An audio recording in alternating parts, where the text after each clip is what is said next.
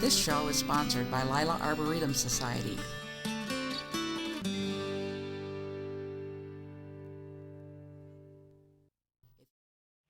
Hello, I'm Vi Gogol, Master Gardener, and I'm here today with Gene. Hi. We're going to look at his garden. He's on garden tour for 2016. And I guess now we just need to start looking at your garden and seeing what you got. This fountain is gorgeous. We put the fountain in when we first put the house in, so this has been here about, 15, 16 years. Holding up well. Yeah, and then all these were little, the smallest plants you could possibly get when we first started this. So they were, little half gallons? And look at them. Yeah, they grow. They really do. And that was the same thing that the Japanese maple was like a little half gallon, about that size when I bought it. I've been slowly shaping it. Looks like I need to round it again. I usually round it in the spring to make it look like a ball. Looks like it's gotten away from me. I'll have to do that before the garden. Well, not necessarily. People won't notice. I grow mine wild, so. Yeah, you got. What are some of those over there? Is that a purple plum? Yeah, purple plum, and then I have my flowering magnolia. Oh, look at the magnolia. We got to get some of those blossoms in the picture. Yeah. And we might say this is, what is today? July 14th? July 14th. July 14th, and it's reblooming. You can see the remnants of what used to be a rose garden in here too. But I gave up on those about 3 years ago, so these are just, they come back, but I don't do anything on them. Oh, we've got a tree. We've got a tree that's got a face on it. Yeah, you can see that better from over here. I have it cut so you can kind of see it from the deck. Okay. And you can kind of see the waterfall maybe from the trees right through there. And then off in the distance is the greenhouse. I just added that a couple of years ago. Down here, Dave, you can get a good view of that. Is it 7 foot? Yeah, I believe so, yeah. That's beautiful. The whole scene from this angle is beautiful. And if you look, I had, I'm not sure exactly what the tropical tree was, but I used to have 2 tropical trees up on either side of the waterfall, but wind like today blew one over and smashed it. So that's the remnant of it right there. Oh, yeah. And then I had these used to go on the on both sides of the greenhouse door, and I just pushed them up on They look top good of the up hill. there. Yeah. I'd like something with more height, but that's all I had for this year, so. No, but they don't hide the stuff behind them. Yeah, good point, yeah. Oh, they look nice. Okay, well, let's move on down towards the greenhouse. Well, I've got three carvings around here. This one was just kind of like a practice one. I just went on the internet and found different pictures of carvings and something that I thought I could do. So this was. So this is where you learned your Yeah, this was the skill. first one I did. And this one I didn't really shape it. I just cut the marks into the tree. And then as I got more confident, there's other ones I have where actually I shaped the faces. Okay, well we'll look at. Like I used to have those used to go on either entrance here. So then I went and put my bird of paradise instead over here. And you grow those all in the greenhouse? Yeah. Usually the greenhouse is completely. I don't know how noisy it'll be in there, but. Well.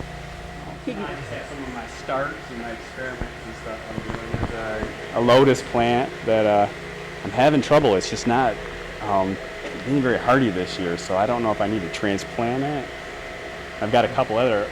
Every time I try, starting a lotus, I just end up killing it. So I'm just kind of leaving it in here, open at the heat. Maybe it'll get a little bit more vigorous, and then I'll try splitting it and see if maybe that'll fix it. In the kiddie pool, I have they're called Victoria Amazonica. They're the giant water lilies. They get about the size of that pool actually when they're full grown. And I got mine late this year. And usually by now they're probably 2-3 feet around. I got it maybe 3 weeks ago, and so I'm just keeping it in here, hoping that heat will maybe make it grow a little bit quicker. Like that. I don't know if you can see that. That was in the back. Yeah, in the back right here. That one was 2 inches, only 2 inches a couple days ago, so it's doubled its size within a couple of days. Well, that's good. So maybe by this weekend, maybe it'll be that big, and I'll put it in the water. And then my fish have been eating all my water lettuce and my hibiscus, so I've just got starts in here. I'm gonna wait until I get a few more, and then I'll keep transferring up to the pond. so I get enough that maybe the fish can't eat them all off. Okay, well let's move over because there's more to see in the back. Eventually, I'm going to build a tea house on the top of this hill. So there'll be a little entryway over here. Have you gone down to look at the one in Irving Park? No, I haven't. I've been to the Japanese garden at Myers Gardens. Okay, well they put the Japanese, our sister city. Oh yeah, They okay. brought Yeah, it over, Yeah, but yeah, I have drove by that. I have actually. but if never you been want down to see the window, they had to take it out because of vandalism. But they had a stained glass like window. Yeah, around that, a moon window. If Yes, you call it a moon exactly. Door. Yeah, I'm not sure. I thought about. I have my tractor down there, and I thought about putting a building down there, and putting a moon door on it. You know, so it would look. So it'd be a building, but it would have the moon door entryway instead of a. Okay, well here's the pond, the big pond, Yeah. one of the ponds. Man, you got a powerful pump on this. Yeah, back in the greenhouses where I house all the pumps and all the filtering systems for this. Now what does the wire keep out? Yeah, and this is the electric wires for herons to keep the herons out. We before I put this up, we have a heron every day here, constantly. One would come in and another one would leave. I think I put this pond in 3 years ago, and about the 1st of July is when they showed up and started, and within a month I had no fish left. And I had probably 5 times the amount of fish I have here now. And that keeps the heron out. They land on the Yeah. land and Yeah, then go in the water? This is something they do. I researched on this. You did. And this is what they do in England, is they put an electric fence around their ponds to keep the herons out. And herons can't land in the water. They have to land outside of the water, and that's why I have so many. This concrete makes a perfect landing bed for them. They just come in right through here, and they land right here, and then they just take their time, walk around, and hunt. And so now with the electric fence, every once in a while they'll sit by the electric fence and they'll get one, but they can't eat it. They'll get the shock, and then they let it go, and then I'll find a fish floating around in the pond. Oh, they kill it. Every once in a while, yeah, they still kill it. Matter of fact, there's one. He lived, but he's got a scar across his back where he got hit by the beak. Well, that's good. That's good to know how you can Yeah. keep them out. I've seen, raccoons. I've seen people put screens over the top of their pond and only take it off during the day when they have visitors. Yeah, and that's what these posts are for. Is in the fall I have a giant net that I have to put over the top of this. I have a string I run between all of it and across to make a spider web, and then I have a giant, I think it's a 200 by 100 foot net or 200 by 300 foot net. I hope you have help. So now I have to do it all by myself. At my age, it's making me tired just to hear about it. Okay, now does this, I see you got a bubbler in there. Yeah, I have a, I don't know if we'll be able to see them or not. So I have koi, I have goldfish, and then and then now with water gardening, they're getting into some other breeds of fish, and I have they're banded sharks. They're orange and black banded sharks, and they have a giant fin on the back, and they look like a shark, and they get to be about 1.5 long. And I have 10 of them in here in this school, but they're really hard to see. This morning they were over by that hibiscus, but I don't know if we'll be able to see them now. And so I have those, and then and another thing that they do actually over in England is they keep sturgeons with koi, and so I have 4 sturgeons on order, and they have to have the water highly oxygenated. So that's why I have the pumps in there for that. But I guess the person I bought them from is having trouble getting a permit to ship them to Michigan. So we're still waiting. So I have eventually I have all the different fish that you can have in a pond. And then they are deep enough they can make it through the winter. Yeah. On this side it's 6 feet deep over on the right side of the bridge, and on the left side of the bridge over there is 3 feet deep. And then I have a shallow underneath this bridge here, and it's about a foot and a half, and that's so you can see the fish as they swim underneath you. Yeah. And colorful. Yeah, I have some. I had 3 of them from Japan at one time that I actually imported. They ship them to Hawaii, and then they overnight them over to here. I think the only one I have left from Japan is he's over that way. My kids. Well, let's keep looking. Now, does this feed the waterfall? Yeah, yeah. The pump. There's a small pond down on the bottom that we didn't get a chance to see where the waterfall is. It goes 80 feet to the greenhouse, and then it pumps up 120 feet, and then it comes out over here. Oh my grief! Over here. And yeah, it was That's what that pump is in the greenhouse. Yeah. It's a 2 horsepower. It's a 2-inch. The biggest plumbing I could get is a 2-inch pipe, and it comes all the way up through there, and it's. I think it's something like 3,600 gallons a minute, or 3,600 gallons. Yeah, 3,600 gallons. That's a lot. I'll tell you what, it was my bamboo. I cut that off the first year. I probably shouldn't have done that. So it's just now finally coming back. I thought you were supposed Well, you don't know. That may make it healthier in years to come. Yeah, so it's just now that growth is all from 1 year. Yeah, it was from the ground up. Was that like 2-3 feet up? Yeah. That's how fast that grows. You just gotta keep water on it. And then here's some of my tropical plants from the year. Yeah, there's hanging baskets. I started all those in the greenhouse this year. Those are all from starts. And what's growing up the tree behind us, behind Dave here? I'm not sure what that is. I thought it was just a ground cover. I just Euonymus. It's euonymus, yes. yeah. And it's probably, the name of it is probably emerald, is probably the variety. Yeah, I think now that you say that. Originally, I just bought it for a ground cover to go around this tree, and then I've got one up like that, and then I kind of like the way it looks, so I've just been letting it go. I trim it in the spring, so it'll it's tight against the trunk. Yeah, I have one that I'm growing like a bush Oh wow! instead of a vine. Yeah.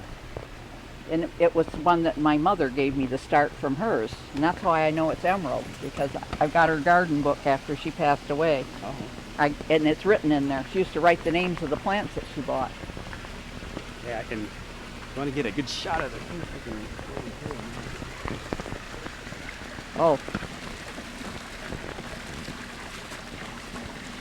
Ooh. Whoa, they're going to kill each other getting to it.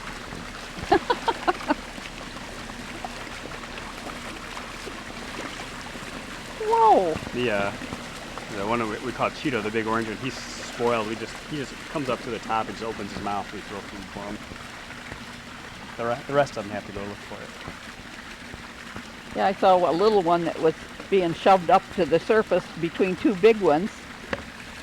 Yeah, that's one of my only Japan ones left. You can tell the colors are a little bit more vibrant.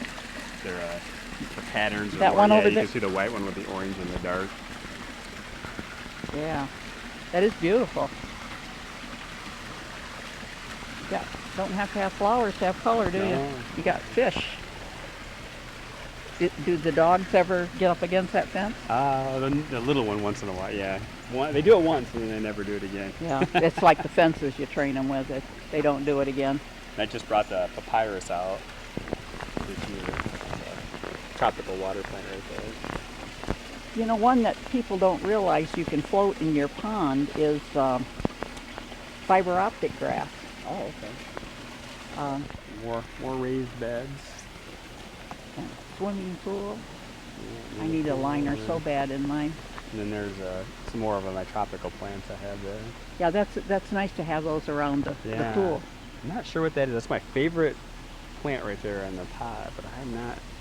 Some kind of an elephant ears, maybe? I don't know. Nope. I don't know what that is.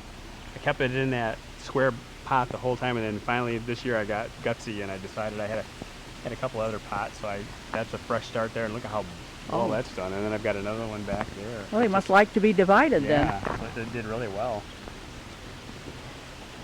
then. Okay. This is a vinca, I believe, vinca. Yep, you've got a variegated one in there. Yeah, I think it originally was all variegated, and I don't know, as it spread originally the vinca was around this tree, and I just could not get it to grow. And my neighbor, this was just taking over her garden, so she gave me some of it, and I put it in here. And Yeah, then, I've also unfortunately, there were some wild violets in here too, and so there's a battle between the one of them will take charge. the wild violets and the.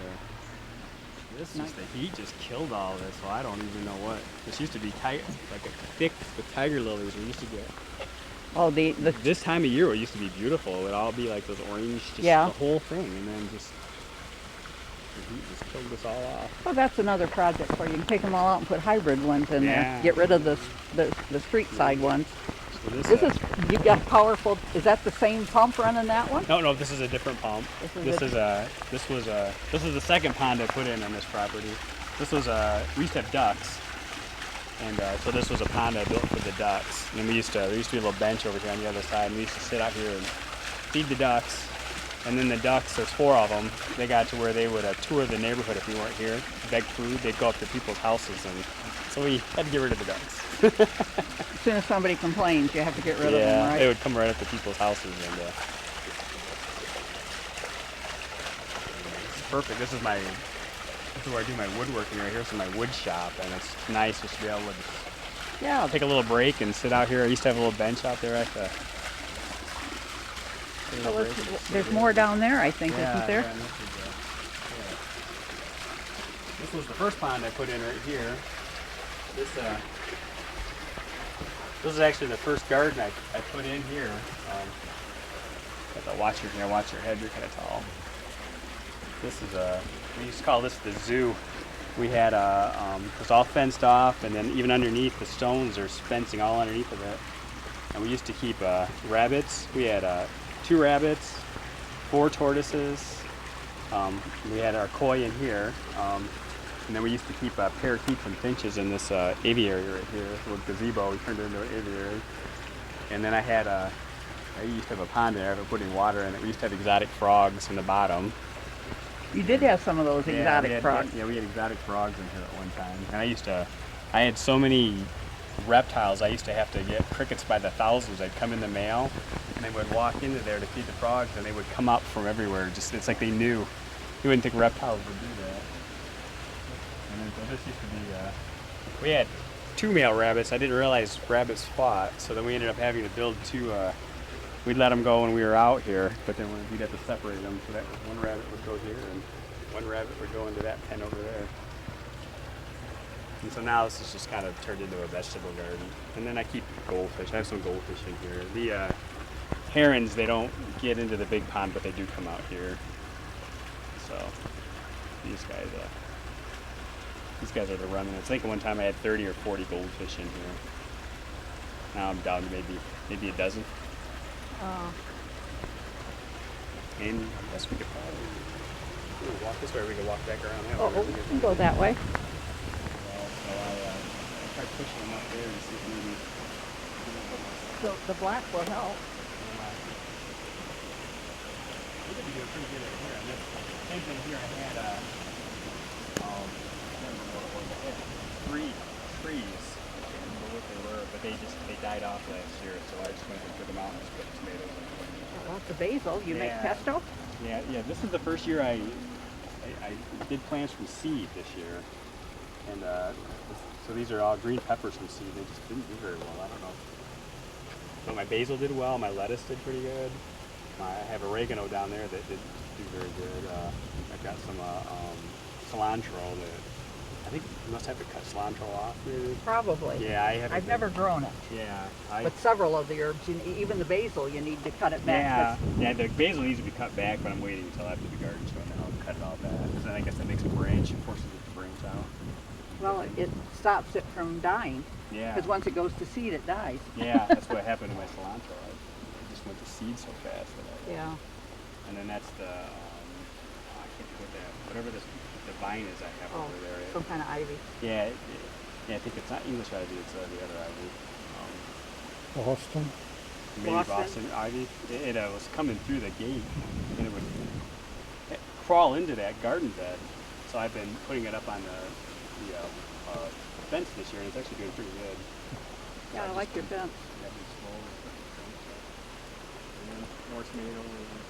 And then again, the heat has killed off it. And that used to be a nice thick bed of tiger lilies. Well, the heat this year is bound to do it with no rain. I mean, if we'd had the heat with rain, that'd be different. Okay, which way do we go this time? Kind of skipped a little walk right through there. That's a huge hosta. Yeah, I'm not sure what that is. Summon substance, maybe? Yeah. kind of get a good view of the waterfall from this side. You can kind of see the small falls I have here. Oh yeah.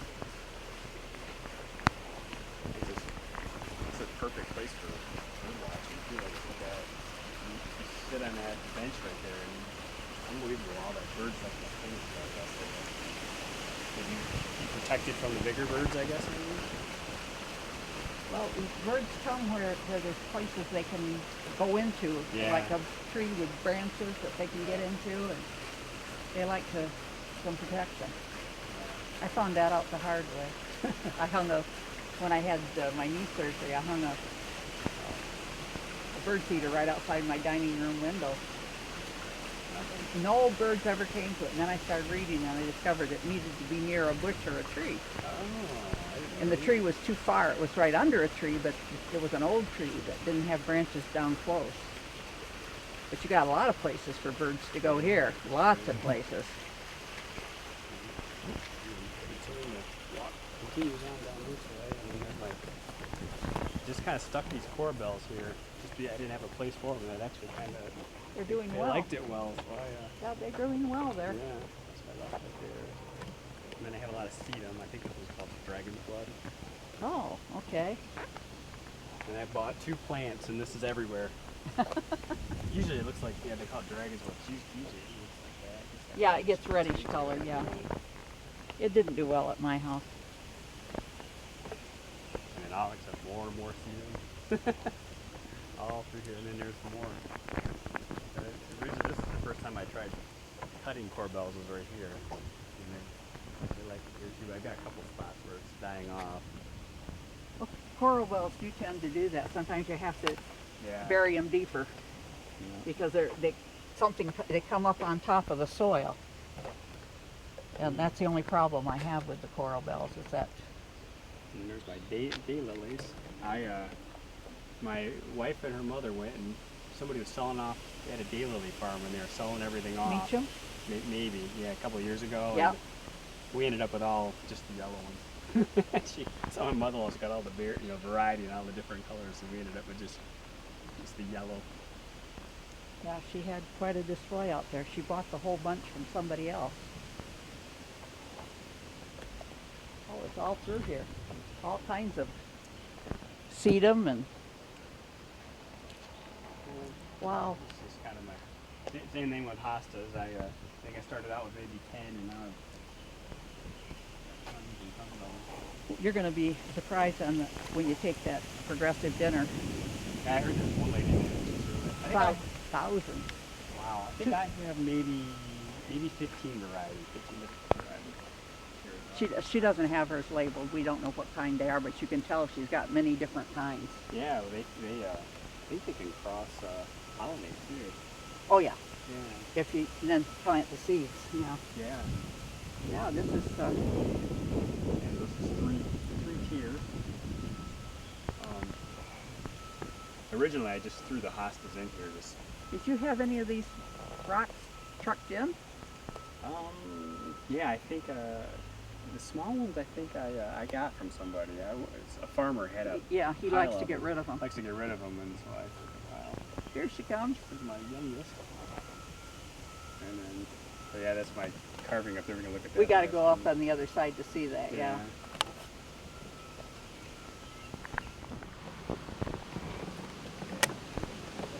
So that's my last one. I did that 2 years ago.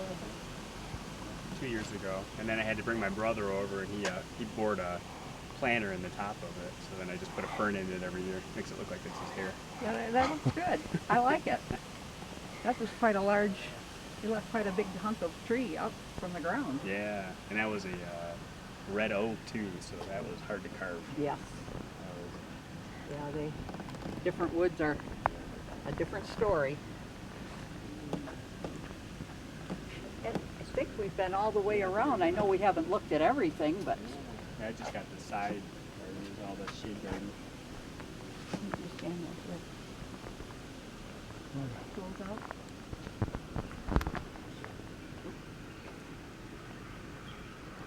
Right here. Okay.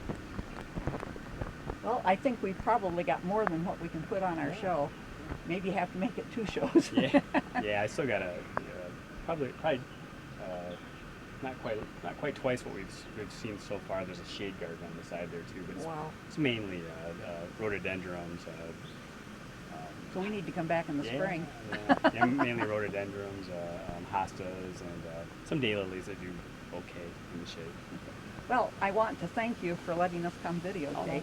And more than that, I'm thanking you for being on the garden tour. Yeah. Because it is a fundraiser for Lila Arboretum. Yeah. And we appreciate all the work you're putting in here, Yeah.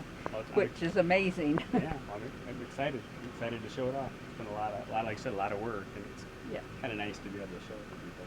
Yeah, I don't know that I've ever met anyone as young as you that was so enthused about gardening. Yeah. I think that's wonderful. Yeah, I've been doing it for a while. So. Yeah. Okay, well, thanks again. Thank you.